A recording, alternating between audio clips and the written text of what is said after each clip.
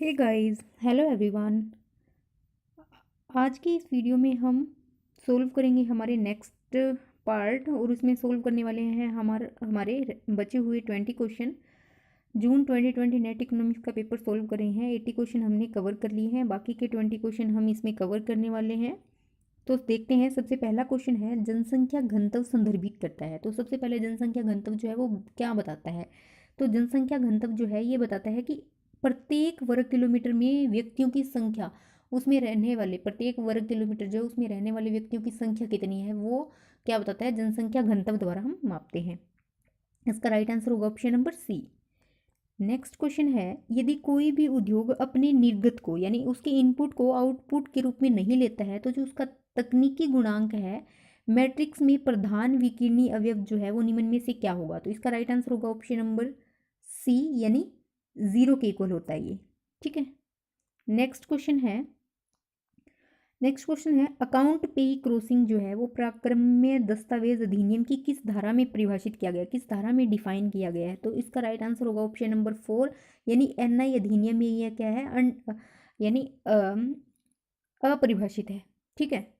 Next है, मार्कोविट्स की portfolio प्रबंधन सिद्धांत निम्नलिखित पूर्व धारणाओं पर विचार करता है। तो सबसे पहला है कि निवेशक जो है वो स्टार्टअप्स के प्रति निराशावादी है। तो ये गलत हो जाएगा क्योंकि स्टार्टअप्स के प्रति ये क्या है, आशावादी हैं। ये तो पहला कथन गलत हो जाएगा। नेक्स्ट है, निवेशकों की प्रतिफल एवं जोखिम पर उचित या सही सूचना तक मुक्त पहुंच है। बिल्कुल सही है। नेक्स्ट है, क्रिप्टो करेंसी के प्रति निवेशक की झुकाव प्रवृत्ति। ये भी गलत हो जाएगा क्योंकि क्रिप्टो करेंसी जो है वो ज़्यादातर निवेशक जो हैं वो इसमें रिस्क ही मानते हैं। तो नेक्स्ट है, निवेशक समझदार है और वे दी गई आय और तथा धन के स्तर के साथ अपनी प्रयोज्यता को बढ़ाते हैं। तो डी इसमें क्या है, राइट हो जाएगा। इसके अकॉर्डिंग इसका राइट आंसर होगा ऑप्शन नंबर बी, यानी बी एंड डी ऑप्शन जो है वो बिल्कुल करेक्ट है। नेक्स्ट है, दो कथन दिए गए हैं, बताना है कौन सा सही है। आधारभूत संरचना में समृद्धि जीडीपी को समृद्धि के लिए अनिवार्य शर्त माना गया, यानी ग्रोथ के लिए अनिवार्य शर्त माना गया। बिल्कुल सही है। नेक्स्ट है, भारत में पूंजी निर्माण में वृद्धि जो है वो अत्यंत महत्वपूर्ण है। बिल्कुल सही है। तो इसका राइट आंसर होगा ऑप्शन नंबर सी, यानी दोनों कथन जो है वो बिल्कुल करेक्ट हैं। नेक्स्ट क्वेश्चन जो है वो वेरी वेरी इंपॉर्टेंट है।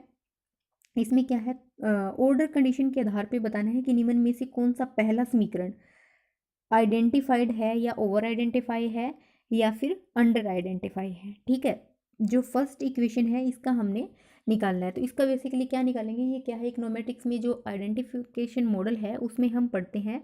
तो उसमें दो मेथड से हम उसको निकालते हैं, एक रैंक मेथड होता है और दूसरा होता है हमारा ऑर्डर मेथड।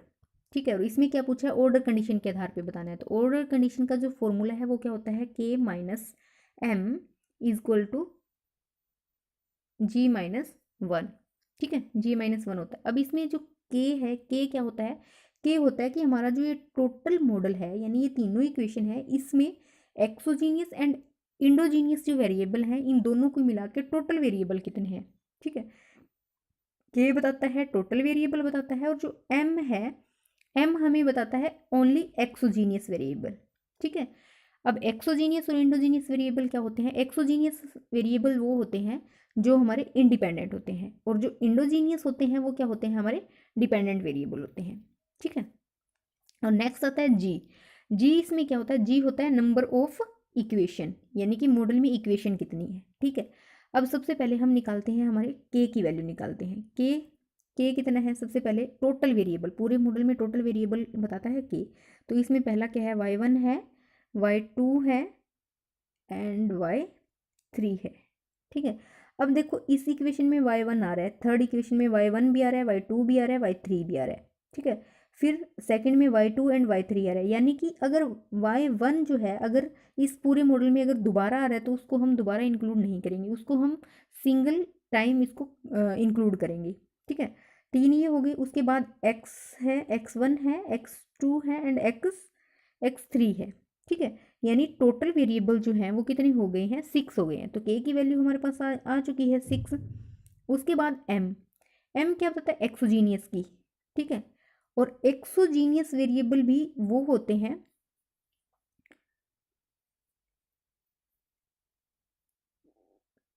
सॉरी, एम जो है, एम बताता है एम जो है, एम हमें बताता है कि जिस इक्वेशन को हमने आइडेंटिफिकेशन करना है उस इक्वेशन में कितने कितने वेरिएबल हैं। ठीक है, सॉरी ये मिस्टेक होगी थोड़ी। तो इसमें टोटल वेरिएबल बताता है जिस इक्वेशन का हमने आइडेंटिफिकेशन करना है। तो अब हमें इसमें क्या है, फर्स्ट इक्वेशन का देखना है। तो फर्स्ट इक्वेशन में कितने हैं, y1 है, y2 है, x1 है एंड x2 है, यानी 4 है। ठीक है, तो m की वैल्यू कितनी आ गई, k इजक्वल टू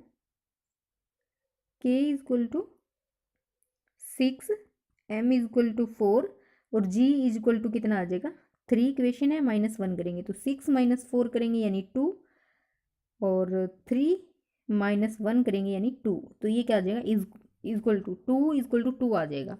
ठीक है, इसका मतलब हम कह सकते हैं कि जो ये फर्स्ट इक्वेशन है ये क्या है, एग्जैक्टली आइडेंटिफाइड है। ठीक है, तो इसका राइट आंसर होगा ऑप्शन नंबर सी, यानी जो ये फर्स्ट इक्वेशन है ये क्या है, एग्जैक्टली आइडेंटिफिकेशन या आइडेंटिफाइड है।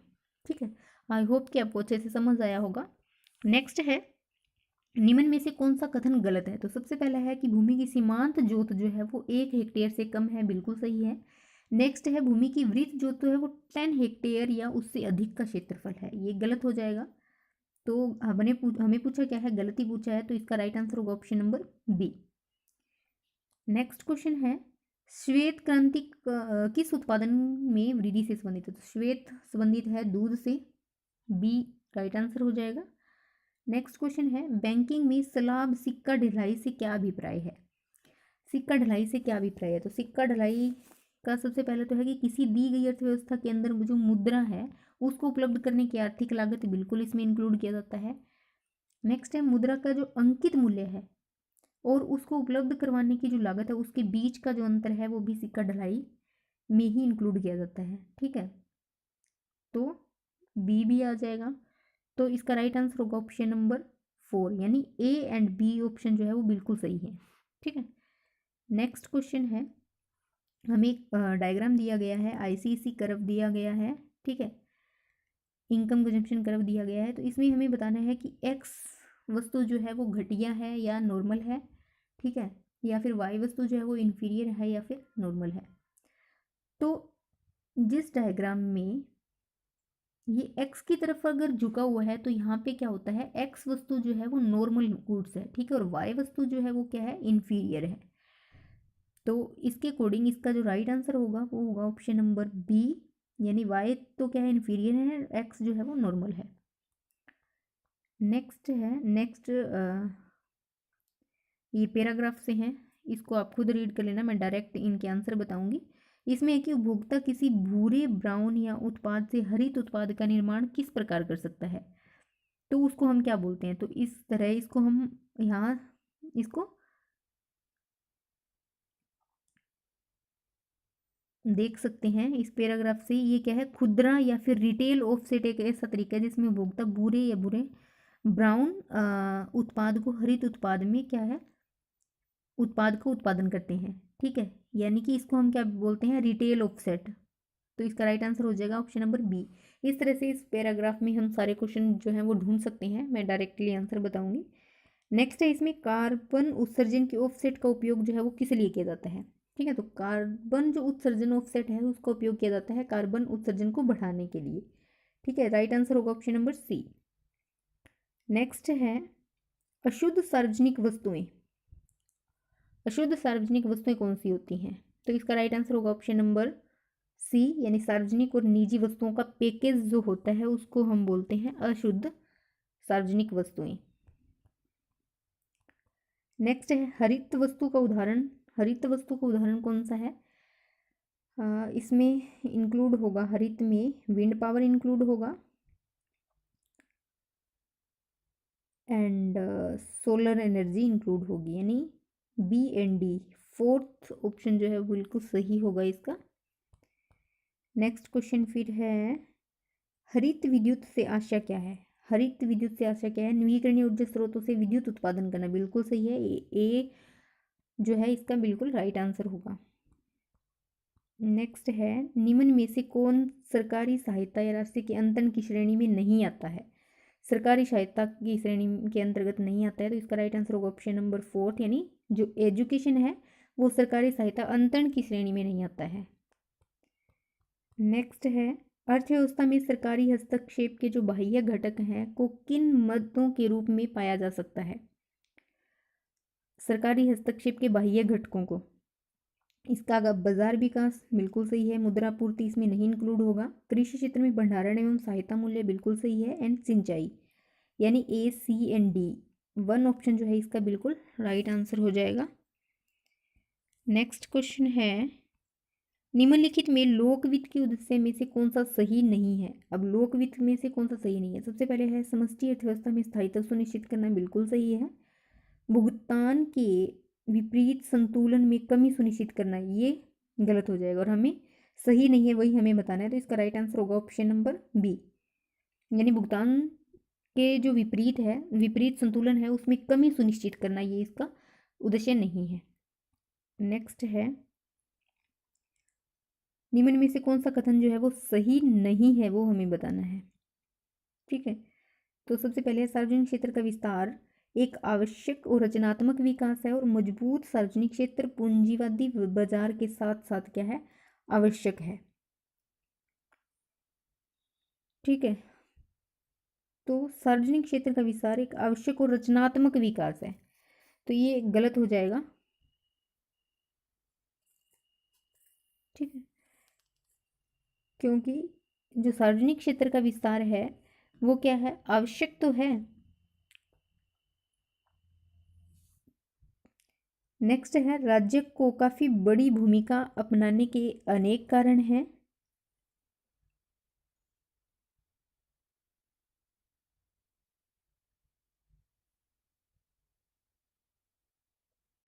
नेक्स्ट क्वेश्चन है, कौन सा कथन सही नहीं है, वो हमें बताना है। ठीक है, तो सबसे पहला है कि सार्वजनिक क्षेत्र का विस्तार एक आवश्यक और रचनात्मक विकास है, और मजबूत सार्वजनिक क्षेत्र और पूंजीवादी बाजार के साथ साथ आवश्यक है। ठीक है, तो बिल्कुल सही नहीं है, ऑप्शन नंबर 1 जो है वो गलत हो जाएगा। नेक्स्ट, राज्य को काफी बड़ी भूमिका अपनाने के अनेक कारण हैं, ये सही हो जाएगा। उसके बाद थर्ड बोलता है, भारत में लोक वित्तीय नीति के माध्यम से राज्य को हस्तक्षेप द्वारा काफी महत्वपूर्ण भूमिका निभानी होती है, सही है। नेक्स्ट, केंद्रीय अर्थव्यवस्था में उल्लेख है कि राज्य को पूर्ण नियोजन सुनिश्चित करना चाहिए, तो इसके अकॉर्डिंग जो इसका राइट आंसर होगा वो होगा ऑप्शन नंबर सी, इसका राइट आंसर होगा, यानी कि ए ऑप्शन और जो सी ऑप्शन है ये राइट नहीं है। ठीक है, नेक्स्ट है, यह कथन की विवाद तब उत्पन्न होता है जब राज्य संरक्षणात्मक राज्य की अपनी सीमा के आगे जाकर उत्पादक अथवा कर अंतरण करने वाले राज्य के रूप में अपना विस्तार करते हैं। ये कथन किसका है? तो इस पैराग्राफ में हम जब इसको सर्च करेंगे तो सारे क्वेश्चन के हमें आंसर मिल जाएंगे। इसका राइट आंसर होगा ऑप्शन नंबर 4, यानी बुचनैन के अनुसार। तो इसी के साथ हमारा जून 2020 का जो हमारा नेट इकोनॉमिक्स का पेपर है वो पूरा कवर होता है। आई होप कि आपको अच्छे से क्वेश्चन समझ आए होंगे। मैथमेटिकल के 1-2 क्वेश्चन जो रहते हैं मैंने सॉल्व नहीं करवाए हैं, उनको ज़रूर किसी नेक्स्ट वीडियो में कवर करवा दिया जाएगा। ओके गाइस, मिलते हैं नेक्स्ट वीडियो में।